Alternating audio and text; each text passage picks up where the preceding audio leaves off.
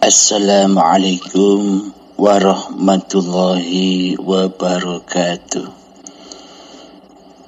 Bismillahirrahmanirrahim. Ashhadu an la ilaha illallah wa ashhadu anna Muhammadar Rasulullah. Allahumma salli ala Sayyidina Muhammad wa ala ali Sayyidina Muhammad.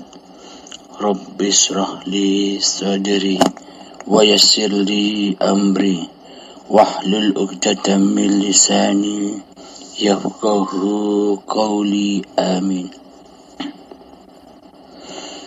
Bismillahirrahmanirrahim. Selamat pagi para sahabatku tercinta, para penyimak channel YouTube Uripe Allah. Semoga Anda semua dikaruniai kenikmatan oleh Allah, bimbingan oleh Allah, penjagaan oleh Allah, dan kasih sayang oleh Allah Subhanahu wa ta'ala. Amin ya rabbal alamin. Pagi yang cerah, pagi yang indah ini, kami akan menyajikan kalamullah, surat dari Allah untuk manusia, yakni surat Al-Insan. Bismillahirrahmanirrahim. Hal ata 'alal insani hinun minad dahri lam yakun syai'an madhkura. Artinya, bukankah pernah datang kepada manusia waktu dari masa yang ketika itu belum merupakan sesuatu yang dapat disebut. Awal manusia itu tiada. Awal manusia itu gaib. Awal manusia itu mati. Kenapakah kita selama ini tidak memahami itu? Seolah-olah diri kitalah yang ada, seolah-olah diri kitalah yang wujud, dan seolah-olah diri kitalah yang berasa hidup dan berkuasa atas kehidupan ini. Dan seolah-olah kita lebih nyata, kita lebih wujud, kita lebih hidup, kita lebih kuasa daripada Sang Pencipta, daripada Allah. Apakah demikian yang dimaknai atau yang dikatakan hamba yang sudah bertuhan? Bagaimana mungkin kita sebagai hamba disebut hamba yang bertuhan kepada Allah, sementara Allah di hati kita tiada, Allah di hati kita tidak wujud, Allah di hati kita tidak hidup, dan Allah di hati kita tidak punya kekuasaan sedikit zarah pun di hati kita. Apakah demikian yang disebut bertuhan selama ini? Semua hanya omong kosong. Semua hanya kebohongan belaka. Dan semua hanya kedustaan belaka. Inilah makna logika dan kenyataan bahwa manusia itu berasal dari suatu masa yang mana manusia belum merupakan sesuatu yang dapat disebut.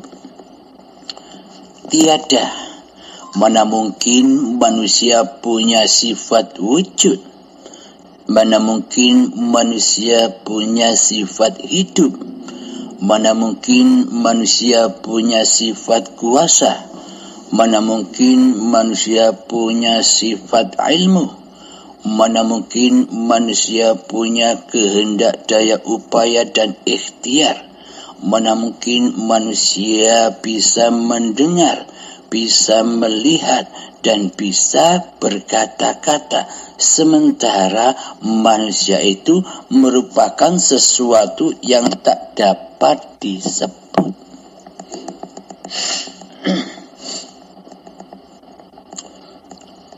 Maklumlah, selama ini kita kufur kepada yang ada. Selama ini kita dusta kepada yang wujud. Selama ini kita mengingkari kepada yang hidup. Selama ini kita selalu mensekutukan di hati kita Allah dengan diri manusia kita yang tak dapat disebut ini. Manusia saja tak ada sesebutan. Manusia berasal dari sesuatu yang tidak bisa disebut. Mana mungkin kita menjadi penguasa di alam jagat rayanya, singgah sananya hati ini. Inilah maksud ayat Al-Insan ayat pertama. Hal ata 'alal insani hinun minad dahri lam yakun syai'an madhkura.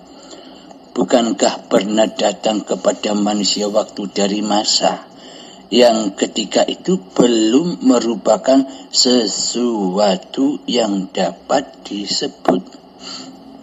Laisa kamislihi syai'un, tidak ada sesebutan, tidak seperti apa-apa dan tidak seperti siapa-siapa, karena tidak ada.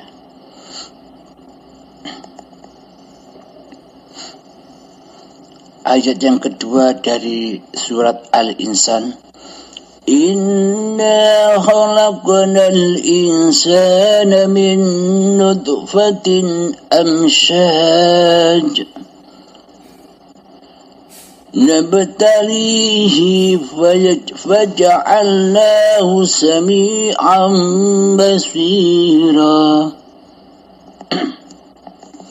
Artinya, sungguh kami telah menciptakan manusia dari setetes mani yang bercampur, yang kami kehendak mengujinya dengan perintah dan dengan larangan. Karena itu kami jadikan dia mendengar dan melihat. Jadi adanya taat dan maksiat, jadi adanya perintah dan larangan, jadi adanya kebaikan dan keburukan itu hanya untuk menguji manusia. Jadi sifatnya taat dan maksiat, jadi sifatnya kebaikan dan keburukan, jadi maknanya perintah dan larangan itu hakikatnya sama, tak ada bedanya, yakni hanya untuk menguji manusia.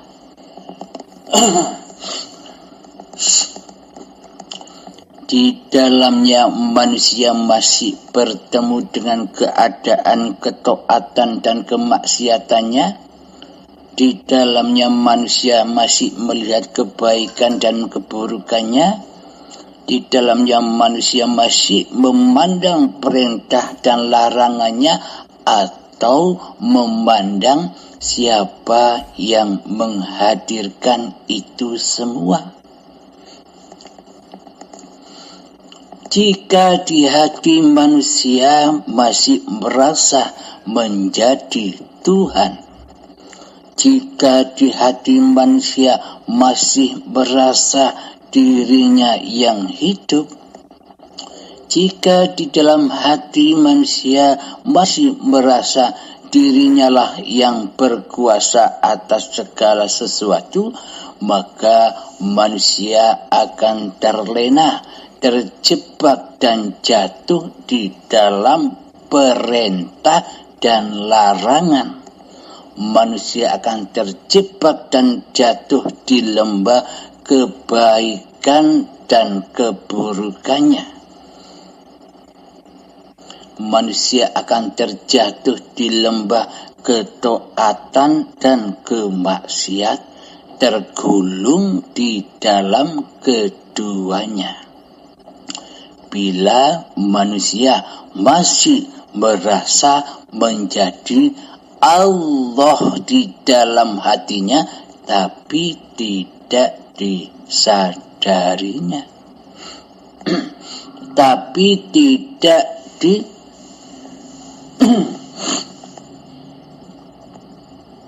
rasainya. Karena bagaimana manusia bisa menyembah Allah? Bagaimana mungkin manusia bisa mengabdi kepada Tuhannya, sementara di hati manusia itu yang jadi Tuhan, yang jadi penguasa, dan yang jadi Allah adalah dirinya sendiri selama ini. Apakah mungkin manusia bisa memasrahkan dirinya, memasrahkan seluruh ibadahnya kepada Allah, sementara manusia tidak pernah kenal sedikit pun kepada yang dipasrahinya? Akhirnya ibadahnya terbakar dan diakui sebagai ibadah manusianya. Inilah kekufuran, inilah kezaliman, inilah kesyirikan, dan inilah persekutuan kepada Allah. Bagaimana mungkin manusia bisa pasrah kepada Allah, sementara yang jadi Allah di dalam hatinya dirinya sendiri? Nonsen, muhal, tidak mungkin. Bila kita sudah tahu demikian, apakah kita tetap dengan hal-hal yang selama ini kita yakini di hati kita, hal-hal yang kita akidahi di dalam agama selama ini? Apakah kita tetap bertahan dengan akidah agama yang salah, akidah agama yang bohong, akidah agama yang dusta di hati kita selama ini?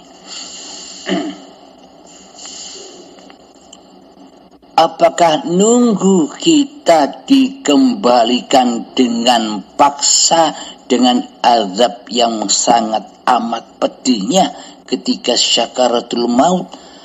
Dan ataukah kita saat ini kembali dengan rela hati dan ridho kepada Allah? Semua itu terserah diri kita masing-masing.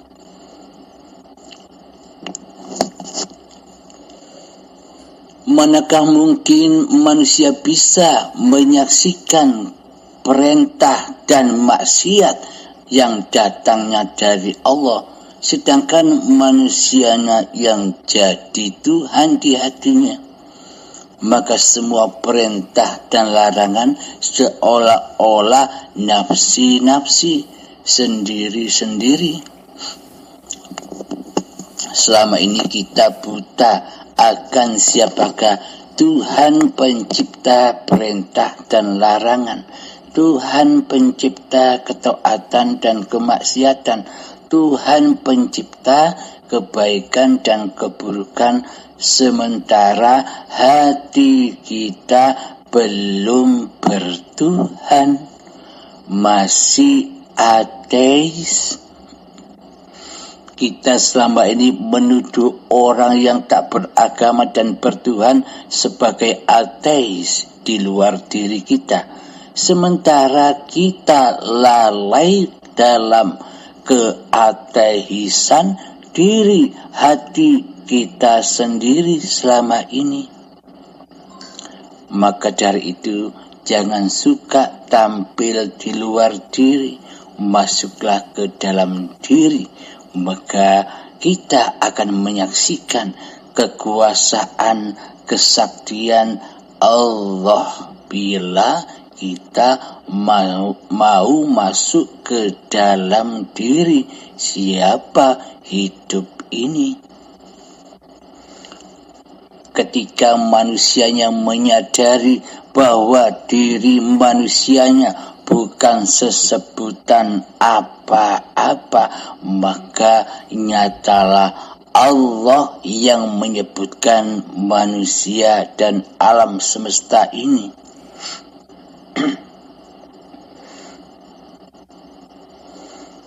Mari kita lanjutkan surat Al-Insan yang ketiga. Inna hadainahu sabila imma syakiran wa imma kafura. Artinya, sungguh kami telah menunjukkan kepadanya jalan yang lurus. Ada yang bersyukur dan ada pula yang kufur. Maksudnya adalah jalan yang lurus pada pemahaman syariat, yakni jalan ibadah, jalan mengerjakan amal soleh seperti sholat, seperti ibadah, seperti sedekah, dan lain sebagainya. Inilah jalan yang lurus di sisi manusia, di sisi syariat. Dan di dalamnya meskipun kelihatannya orang-orang yang belum mengenal Allah itu seolah-olah ia sudah berada di dalam jalan yang lurus. Akan tetapi sesungguhnya hatinya masih kufur kepada Tuhannya di atas segala jalan lurus yang dikerjakannya. Mengkufuri Allah di dalam sholatnya, mengkufuri Allah di dalam seluruh ibadahnya, mengkufuri Allah di dalam segala sifat-sifat kebaikan manusianya. Karena di hatinya masih menjadi penguasa, masih menjadi Tuhan atas diri manusianya sendiri. Sedangkan Allah sebagai pencipta, tiada kehidupan sedikit pun di hatinya. tiada kekuasaannya sedikit pun di hatinya, sehingga hatinya kufur meskipun kelihatannya ia mengerjakan kebaikan. Ia mengerjakan jalan yang lurus di sisi manusianya. Karena selama ini yang disembah masih manusianya, maka yang dipandangnya ia berharap kebaikan, pujian, kemuliaan, dan kehormatan kepada manusia. Inilah jalan yang lurus menurut pandangan syariat, atau orang-orang yang belum mengenal Tuhannya akhirnya jalannya kufur kepada Allah. Karena yang merasa ibadah, karena yang merasa sholat, dan karena yang merasa berbuat baik ataupun kebajikan masih diakui sebagai milik manusianya. Inilah yang disebut li nafsi, tidak menegakkan niat-niat ibadahnya, seolah-olah yang kita baca di dalam seluruh niatan ibadah dan sholat lillahi ta'ala, seolah-olah. Sementara hati kita menyimpang jauh, tersesat jauh dan dalam di dalam niatan itu sendiri, yakni praktek hati kita selama ini masihlah li nafsi daripada lillahi ta'ala. Akulah manusia yang berbuat segala sesuatu yang ku perbuat daripada Allah.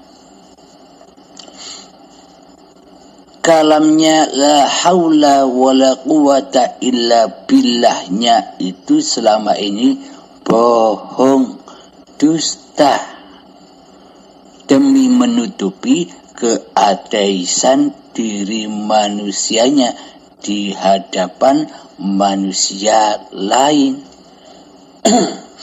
Atau hatinya masih buta, masih keras, melebihi kerasnya batu, hingga selama ini kita tidak menyadari bahwa selama ini kita telah mentuhankan diri kita sendiri daripada bertuhankan Allah.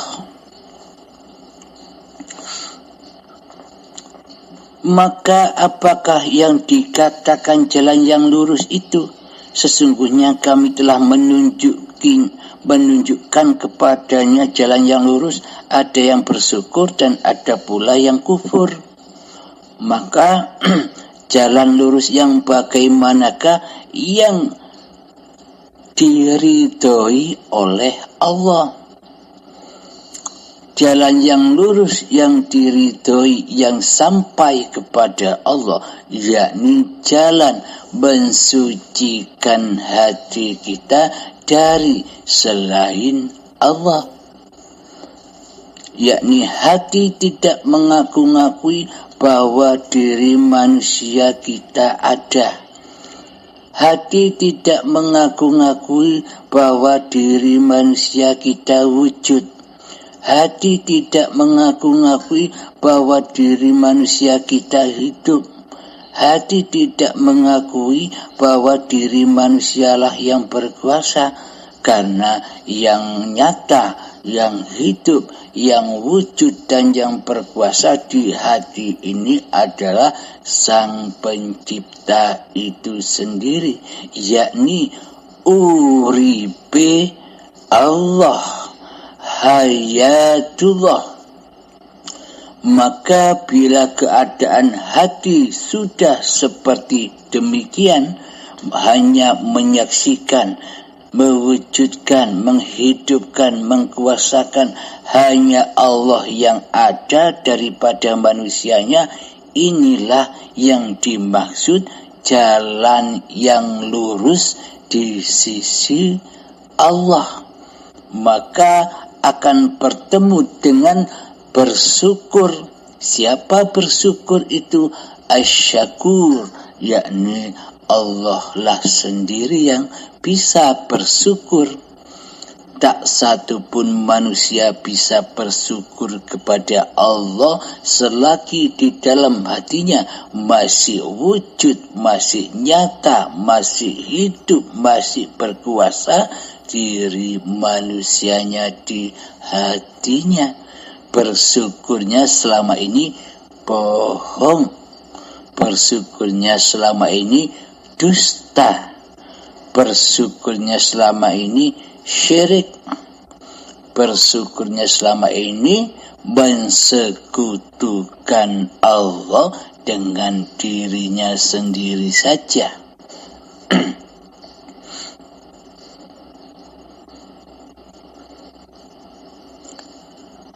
Mari kita lanjutkan ayat yang keempat dari surat Al-Insan.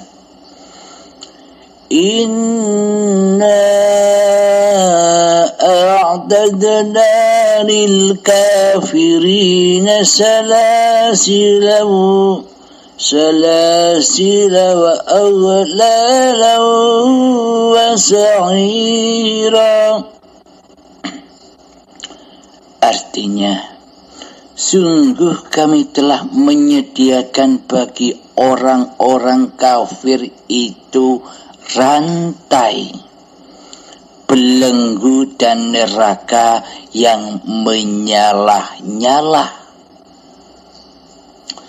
Bagi manusia yang masih mengaku-akui di dalam hatinya bahwa selama ini yang wujud itu diri manusianya, yang hidup itu diri manusianya, yang berkuasa itu diri manusianya, yang mempunyai kehendak, kerentek, daya upaya dan ikhtiar itu masih diri manusianya, maka selamanya manusia disediakan oleh Allah rantai dan belenggu neraka yang menyala-nyala.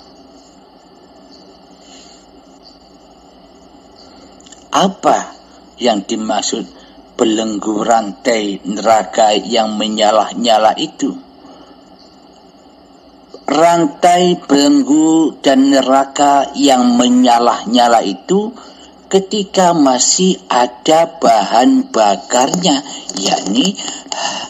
yakni badan-badan manusia dan hati yang keras melebihi kerasnya batu, yakni manusia yang belum sadar akan Tuhannya, yakni manusia yang masih mentuhankan dirinya daripada Tuhannya di hatinya. Bagi mereka lah rantai belenggu dan neraka yang menyala-nyala itu dihidangkan. Contoh, selama ini kita selalu kufur kepada Allah, selama ini kita selalu dusta kepada Allah, selama ini kita selalu mensekutukan Allah dengan diri manusia kita di hati kita. Contoh, ketika datangnya anugerah, contoh anugerah itu bisa bermacam-macam, baik bentuk anugerah yang dohir ataupun anugerah yang batin. Anugerah yang dohir contohnya kita mendapatkan kenikmatan rezeki yang banyak. Dan anugerah yang batin contohnya kita bisa mengamalkan ibadah dan sholat yang sebagaimana diperintahkan di dalam syariat. Kita merasa bisa mengerjakan itu semua, sehingga di dalam hati kita merasa bangga dengan kekayaan dan ibadah kita. Kita merasa hormat dengan kekayaan dan ibadah kita. Kita merasa mulia dengan harta dan ibadah kita di sisi manusia. Inilah yang dimaksud belenggu rantai neraka yang menyala-nyala itu.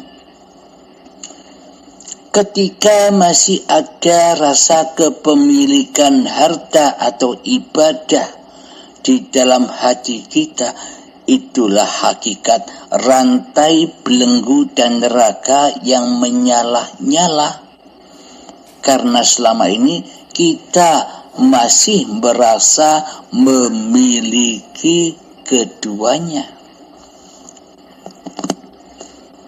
Jadi apapun yang kita rasa memiliki sesuatu apapun yang bukan milik kita, seperti wujud, seperti hidup, seperti kuasa, dan apapun yang kita akui sebagai milik kita, harta, anak, istri, dan sebagainya, itulah yang dimaksud rantai belenggu dan neraka yang menyala-nyala. Itulah fitnah bagi manusia yang masih belum mengenal Tuhannya.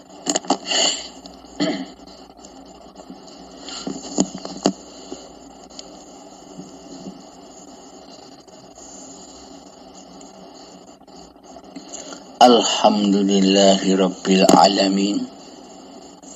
Semoga kita semua dipahamkan oleh 4 ayat dalam surat Al-Insan di atas.